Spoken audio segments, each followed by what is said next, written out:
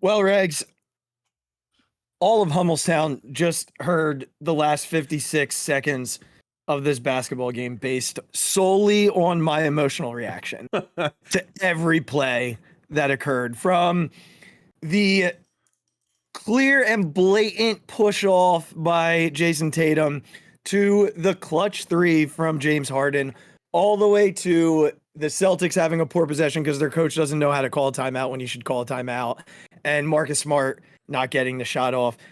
Hummelstown, you're welcome. Regs, it's 2-2 heading back to Boston, baby. We're in a best of three. I had two of my sons with me, and they were like jumping up and down on the couches and like going back and forth. And then after I saw that Smart's three didn't get off in time, I said, why do my sports teams do this to me?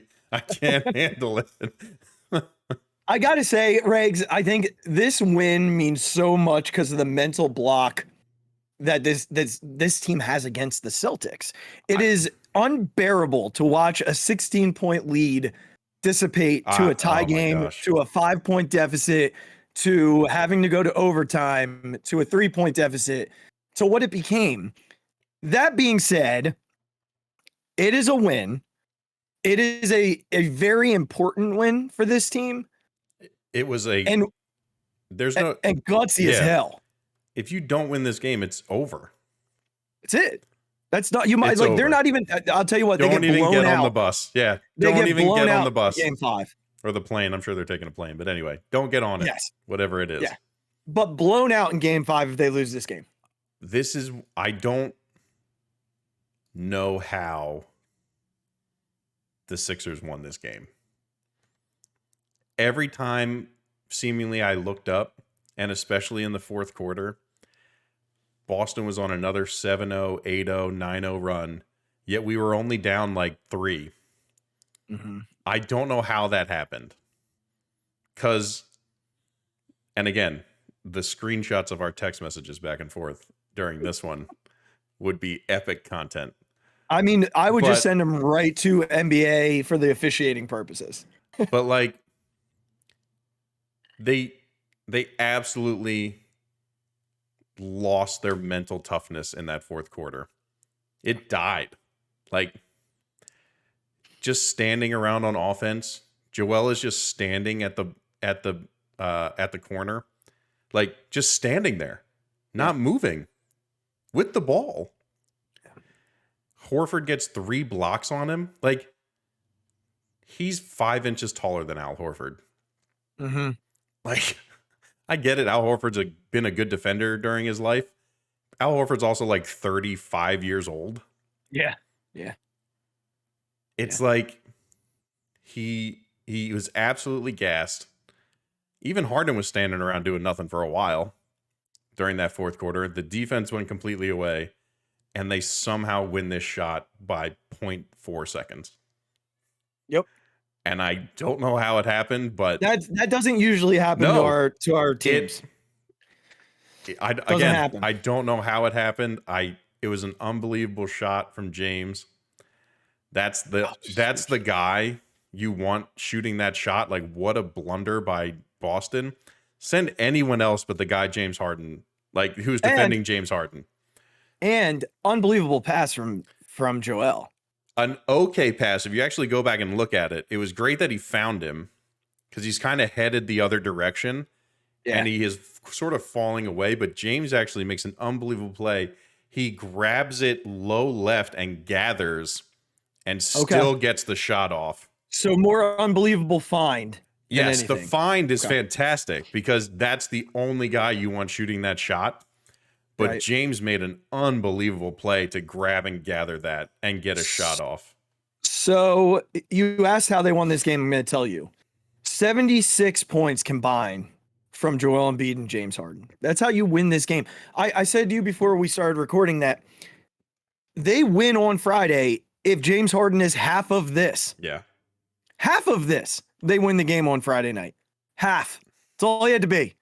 So it's one of these, we talked about it after game 1 that we thought we would see more confidence in James Harden moving forward. However, it appeared as though he became less confident with Joel on the floor in games 2 and 3 refound that confidence tonight. I think he rediscovered it tonight. I think it was more so he was deferring to get Joel back into it. Yeah, but which now he didn't I have think to he knows do. Yeah, they're exactly. not winning. They're not winning exactly. this series unless he decides that he's going to take control of the offense from here, from at certain points of the game. And again, because just think about the rest of the Sixers. Like, let's just talk about this. That's what I was. This game is only close because our bench played terrible. Read in my mind. Yeah. DeAnthony Melton 0 points on 0 for 1 3-point attempts. Like, that cannot happen. P. Reed again 2 points. That is what it is. He's not out there to score, but when he does score, if he gets 10, it's a completely different game. Niang, despite his 3, like towards the end, wasn't making anything. Tyrese only 14, and Tobias Harris 9 points. Yeah, 9 points. Yeah, in 45 minutes. Yep, and so Maxi's. We talked about in our series preview that Maxi struggles against the Celtics. They have his number. Yeah. They have his number, and that's been showing. So I think, again, the Sixers need big games. 2 of the next 3 games from Joel and James to even have a chance, because Tyrese is just the matchup for Tyrese wins at the basket with his speed. The Celtics are too big and athletic. The Celtics are too big and too quick, especially one of their bigs. He has a terrible time with Williams out there. Oh my gosh, yeah. It is, forget it when Williams is out there. Wait, is it Williams or Roberts? Williams, right? Robert Williams, not Grant Williams. Grant Williams, that guy spends more time talking to the officials than there actually are minutes in the basketball game. He likes to hear himself talk. That guy. Unbelievable with him. But again, if you just talked about that, what we just talked about, those point totals, and you said Marcus Smart has 21 points and Malcolm Brogdon has 19 points. Yep. Who won that game? For sure, the Celtics. Yeah. So the fact that you did it with your supporting cast giving you absolutely nothing. Yeah. I mean, it's not great that they do this at home. Like, you would have you kind of understand if they do it on the road, but you've proven that you proved you could do it without Joel Embiid. You proved that you could do it with your bench giving you absolutely nothing. Can we just maybe put it together for one game? And go up there and maybe win by 10 or 12 like this game should have been. We're not going there winning by 10. I know we're not, but just give us something. They had 6 guys in double figures, the Celtics. And Regz, here's the thing. The Sixers had 3. The Celtics are a better team. Yes, they are. There's no doubt about the Celtics being a better basketball team. They actually, Regz, in all honesty, might be the best team in the NBA. Yep. Point blank. Yeah, literally. Period. Might be the best team in the NBA. And I don't think that's an unfair statement by any stretch of the imagination. They're a really good basketball team with a lot of really good players, a lot of talent. And they went to the NBA Finals last year. Right. What is their slogan? Finish the job or whatever it is? Whatever it is. Whatever they're wearing on their shirts. The Sixers are outclassed and outmatched roster-wise. This is a 2-2 series. They're scratching and they're clawing. Yeah. And even when you look at it in terms of the best players on the floor, Joel's probably the best player, but the next 2 or 3 might be Celtics. Mm-hmm. So it's not like the Nets series where Joel and James, well, I guess either way, the Sixers had 2 of the best 3 players on the court in the Nets series. In the next series, no matter who they play, they're going to have 2 of the best 3 players on the court, because it'll be Jimmy Butler, or they could probably have 2 of 2 if it's the Knicks. So this is the series that we know for the Sixers, and it could take everything out of them. If they're going to win it, they're going to win in 7. Yeah. They're not winning this series in 6. They're not winning 3 in a row against the Celtics. No. So they're probably losing come Tuesday night. And they'll come back home and they'll have to win a really important game 6 just to get to a game 7. Mm-hmm. And that's okay. That is okay. Regz, I'll tell you what, again, I know PJ Tucker doesn't bring a whole lot offensively, but that offensive rebound and 1 conversion, once again, will go down as one of the more important plays in this series. He has had so many moments just in this series And then, in that regard. Yeah. And then did you see him get in Joel's face and be like, you need to pick it up, big guy? I'm sure we could use much more colorful language, but it was essentially saying, like, we need you, man. Like this, you have to be up for this. There's Not no winning other the game without you. There's no other way that we do this. Not winning the game without you. Yep. It is that the series cannot be won without Joel Embiid and James Harden, because Tyrese Maxey is a terrible, terrible matchup for him. The only way that, and Doc talked about it a little bit pregame today about getting the ball in Maxey's hands and letting him create, but they have to create opportunities for him and get switches to guys that he can take off the dribble. That, like, they're not doing that enough right now. They did it at the beginning of overtime. Yeah. But they're not doing it enough throughout the game.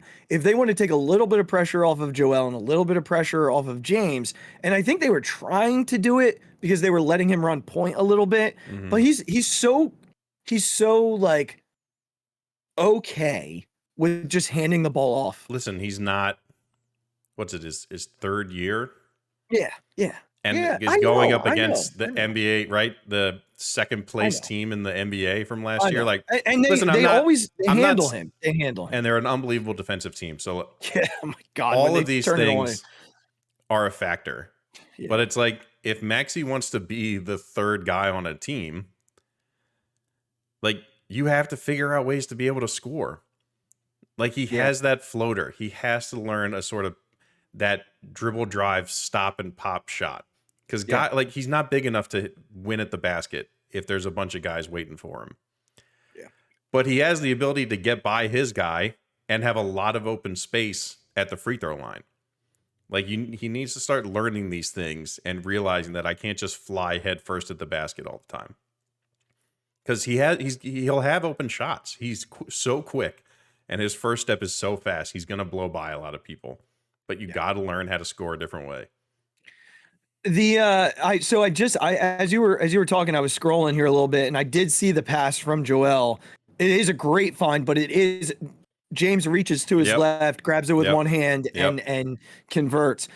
The other thing that, and again, I appreciate this so much about Joel Embiid, and I just want to read his stat line one more time for those of you who are listening but didn't get a chance to watch. 34 points, 13 rebounds. Pretty good night. I was terrible tonight. I will be better. Was his quote after the game. He wasn't good. He wasn't good in the fourth and in overtime. When it was like, say what you will about the first 3 quarters. Yes, it absolutely matters that he plays well. Correct. It doesn't matter as much as playing well when the other team is coming at you. One thing that but we've talked so many times about Joel Embiid. It's hard to be a closer when you are 7'2", 300 pounds and have to create your own shot. And I know. I'm the same guy who calls him an MVP. I know.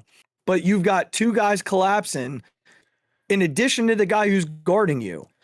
And you're trying to do it. And I get it. He needs to be able to. And I appreciate him at least taking accountability. Yeah. And saying that he needs to do it, because too many guys don't. Yeah. And I also appreciate the video I just saw of PJ Tucker, like, not just walking up to him, but storming up to him with rage and scream. And Joel even pats him on the chest and says, I got you. And he gets right back in his ear. Yep. And this is what the Sixers have been missing, Regz. They just haven't had this guy, this leadership. So, and even after he after he had the and one, like he was like, we have to pick it up. He saw how slow they were being. Like, and again, this is a guy who's been on multiple championship teams. Like, he just has more experience than these dudes in these situations. So I know tonight George Niang earned his minutes in the beginning, making, what do you make, 3 threes? I think he was like 3 of 3, 3 of 6. Yep. But late in the game, they were abusing him. Oh my gosh. Defensively, he's just at that point, you're not looking for instant offense. No. You've got the lead. What you should be doing is focusing your defensive mindset with someone like D'Anthony Melton, or like, where was McDaniel?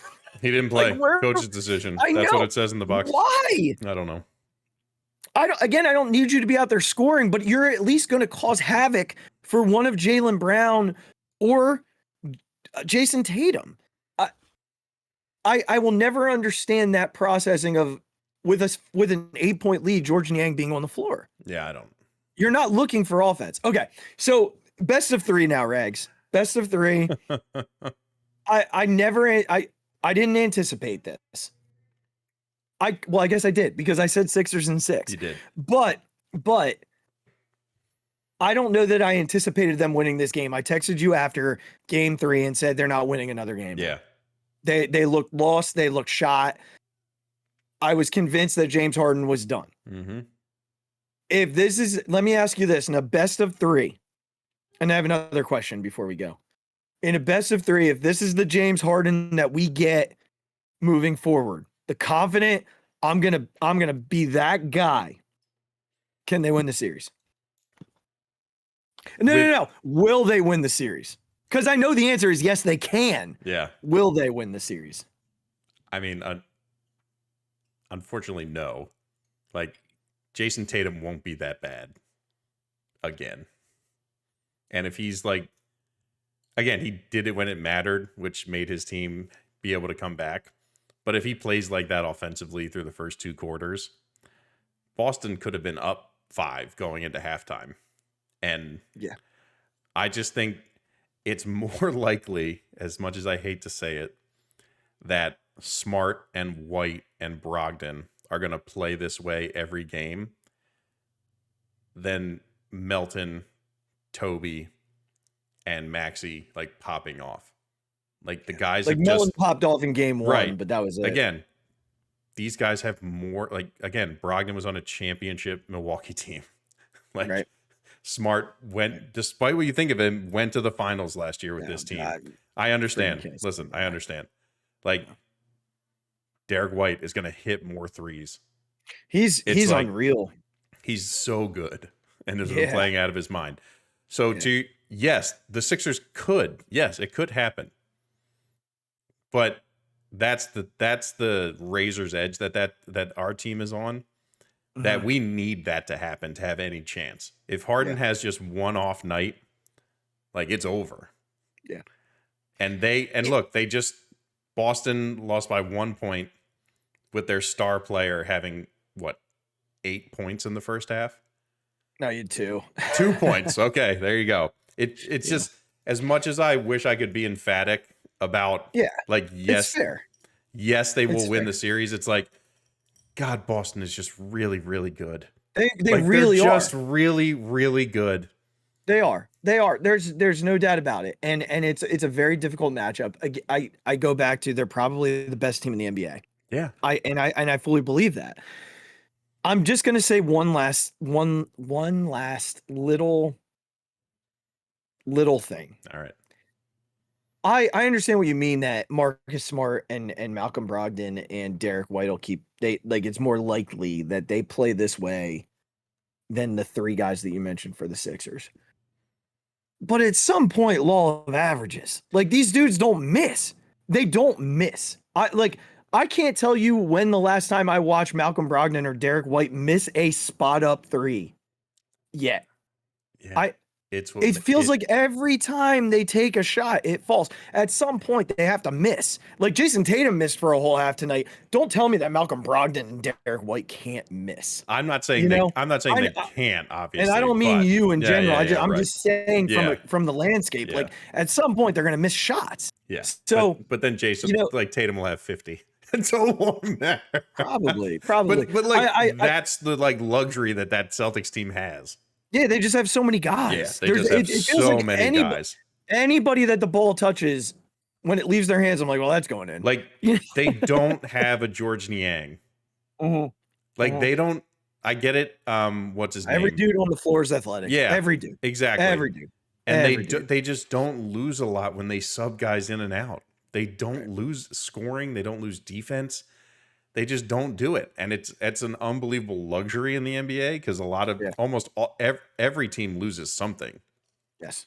Just look at the Warriors in the non-Steph minutes. Like even with Clay and Draymond on the floor, they're bad. So absolutely. The I feel fact like that it's been like this has been, I think, better than I would think a Sixers fan could hope for. Sure.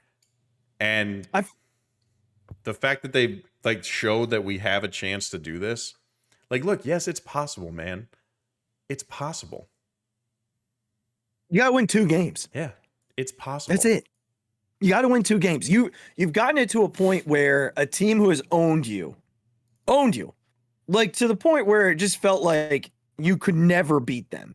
This was a game they lost. This was the game they lost in April when Tatum banged that, or was it February maybe? Yeah. When Tatum banged that 3. This was the exact game they lost. Today, in that last possession, Tatum couldn't get a shot off. No, So, like, there is this piece of me that believes that this team can get the job done if they can just, Regz, it is all about competing in Game 5. Yeah. If they compete in Game 5 and give themselves a little bit of hope, just compete. And you did it in Game 1. You did it without Joel. Today, it felt like they figured out how to play with the 2 of them on the floor, and James Harden got a little bit, like you just said, when Joel was off the floor in Game 3, they had no offense.